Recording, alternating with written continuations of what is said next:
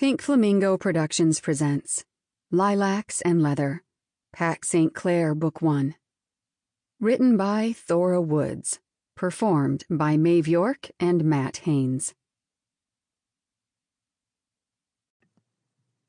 1. Lydia. Nothing gets me out of bed in the morning quite like my wedding day alarm. A chorus of church bells and cheering crowd noise fills my apartment, pulling me from sleep. I already feel the smile tugging at the corners of my mouth as I untangle myself from the blankets and pillows I'd burrowed into during the night. I shut off my alarm and climb to my feet, full of energy and ready to get to the shop and get to work. I walk the few paces across my studio apartment and turn on the shower, leaving it to warm up. I cross to the kitchenette to start the coffee maker and toss some frozen waffles in the toaster. Once those are cooking, I check the shower water, still cold, before going back to the toaster to wait for my breakfast to finish.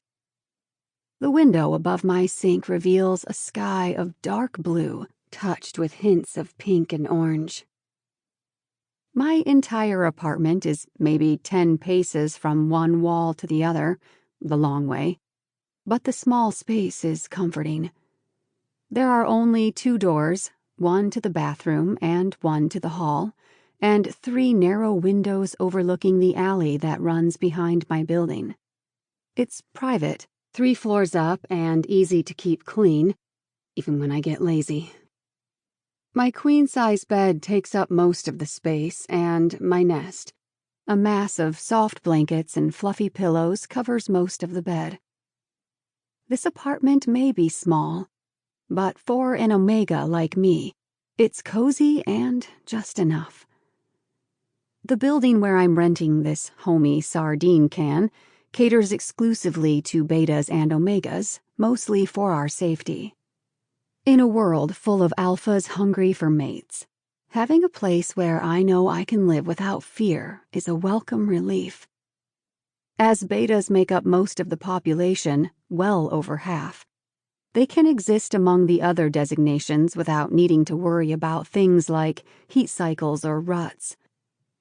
Omegas aren't particularly rare, about as common as people with naturally red hair. But we are scarce enough that alphas tend to trip over each other when they catch one unaware. Biology makes people do crazy things, and I've seen enough in my quarter-century of life to appreciate the luxury of a building. Sample complete. Ready to continue?